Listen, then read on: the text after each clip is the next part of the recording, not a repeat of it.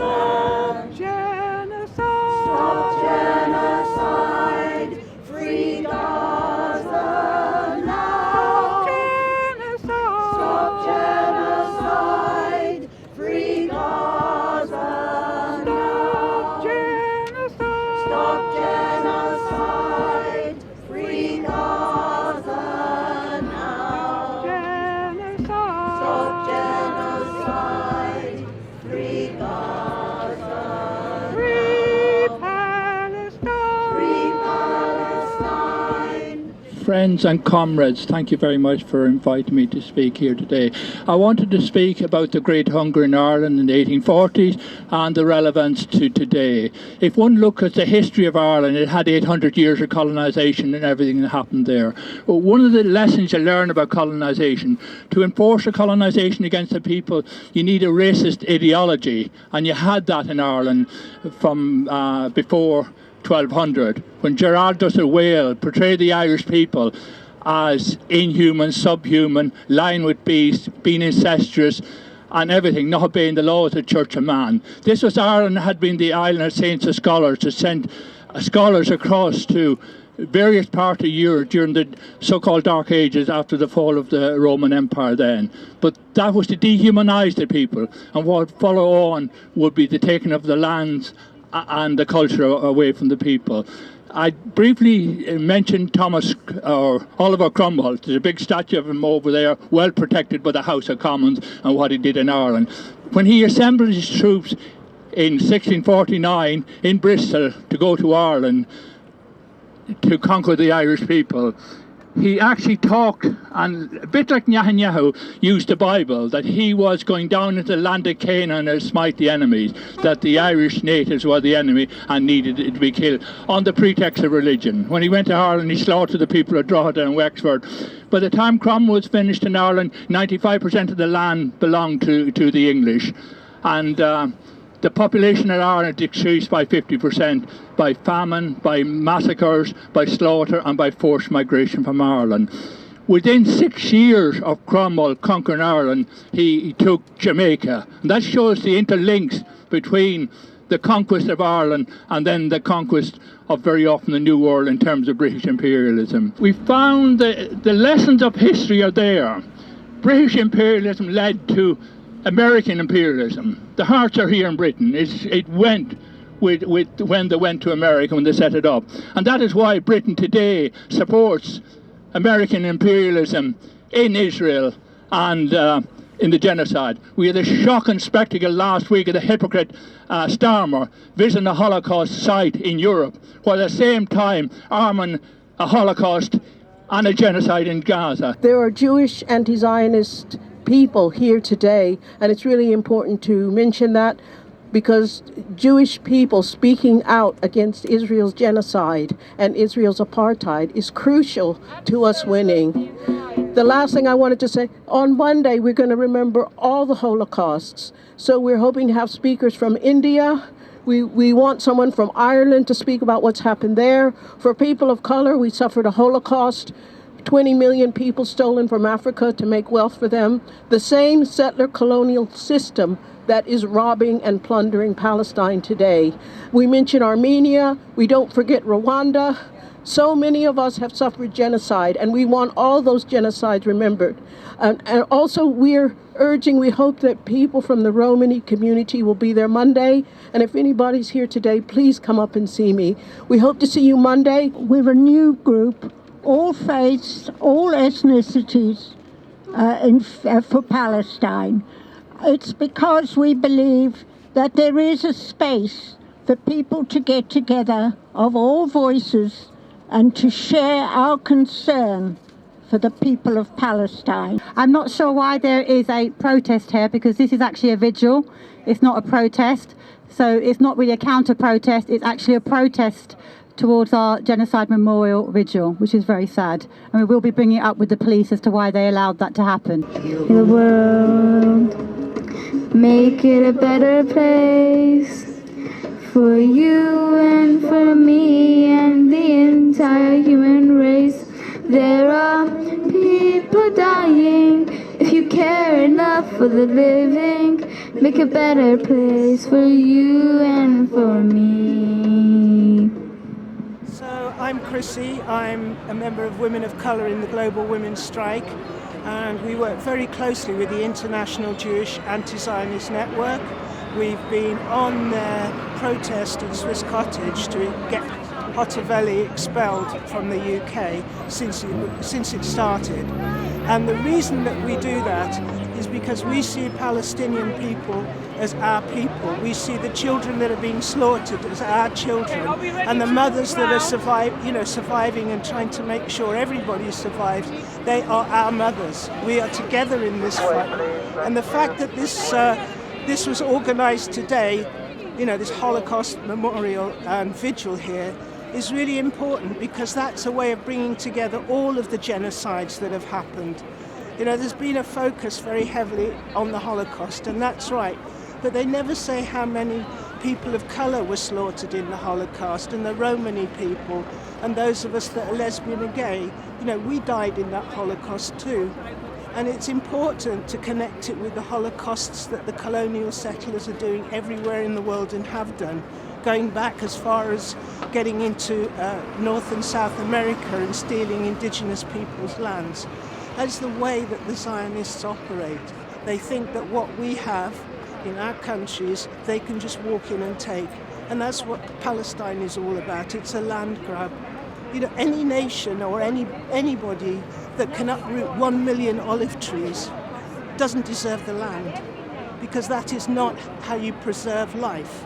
The fact is that the Zionists they don't hold demonstrations, actually. What they do is they come to where we are holding our protests.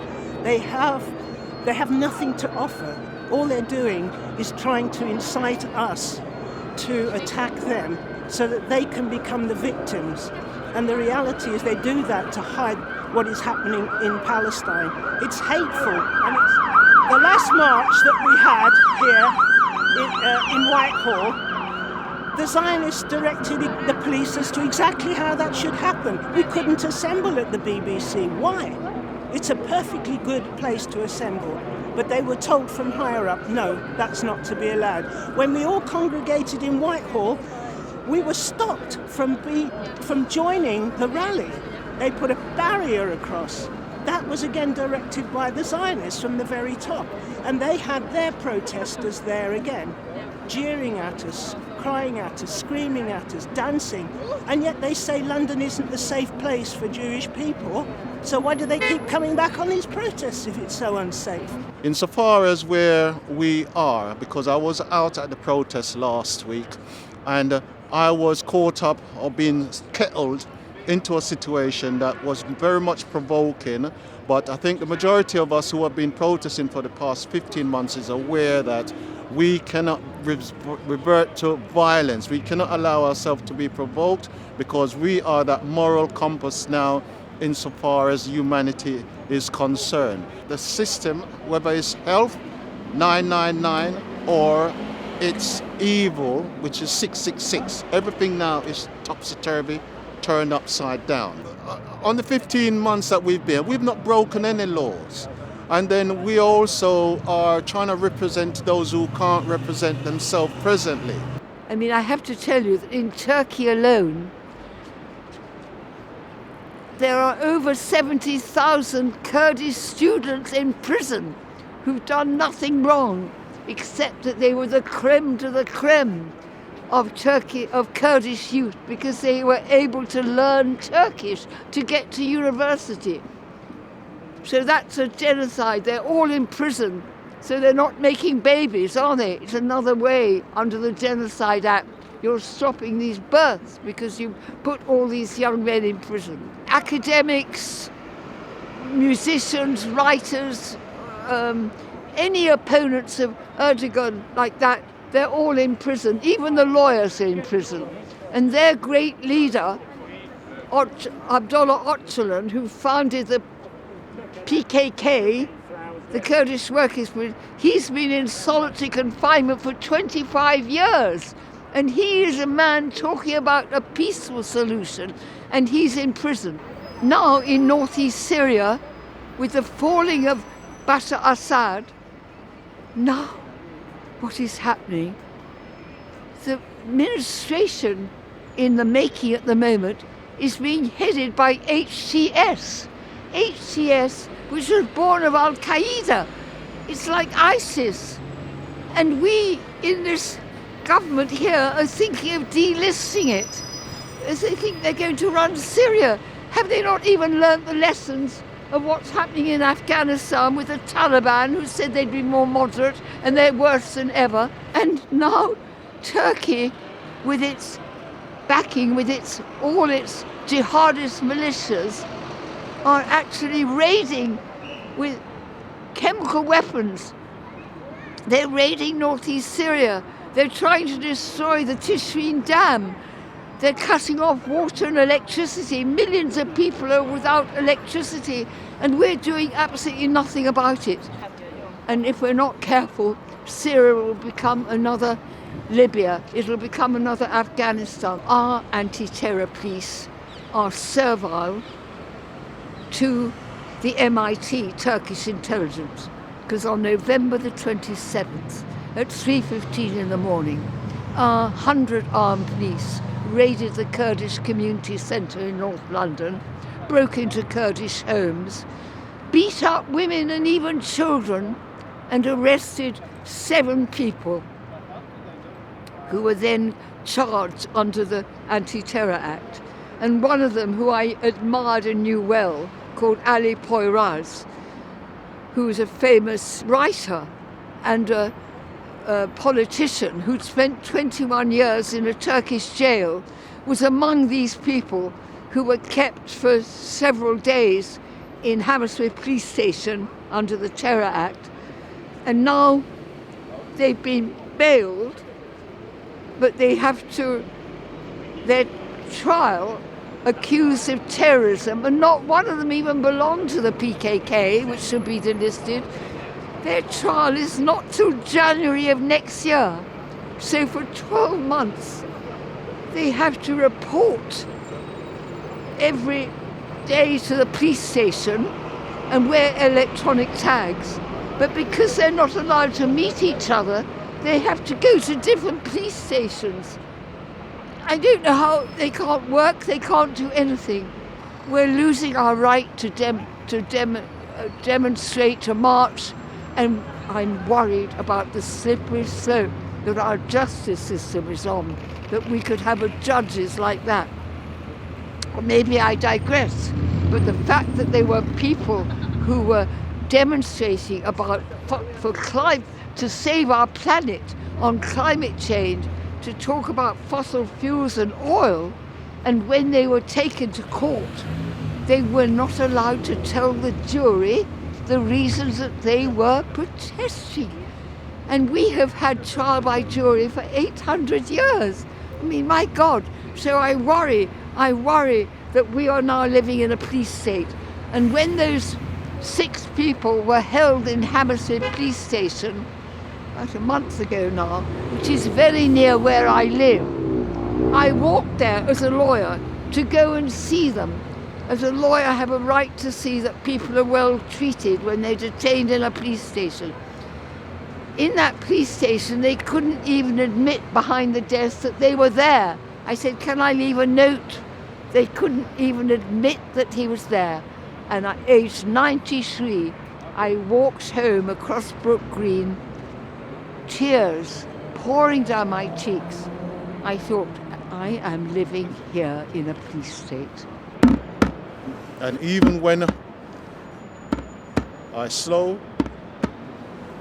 the heartbeat must never stop.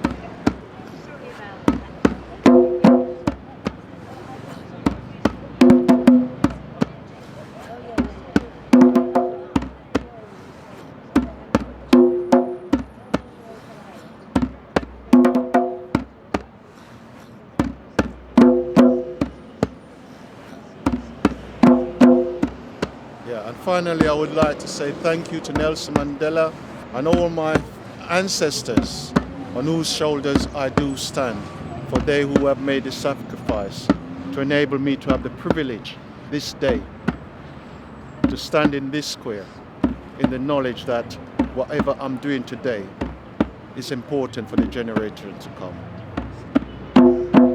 We're inviting people to come to 47 Portland Place, which is the Polish embassy, and we'll be there between 5 and 6:30 as part of the protest that the International Jewish Anti-Zionist Network have called. So we invite everybody there. It's so important to commemorate and to also really stop or expose what's going on when Netanyahu is invited to be part of a Holocaust memorial. It's scandalous.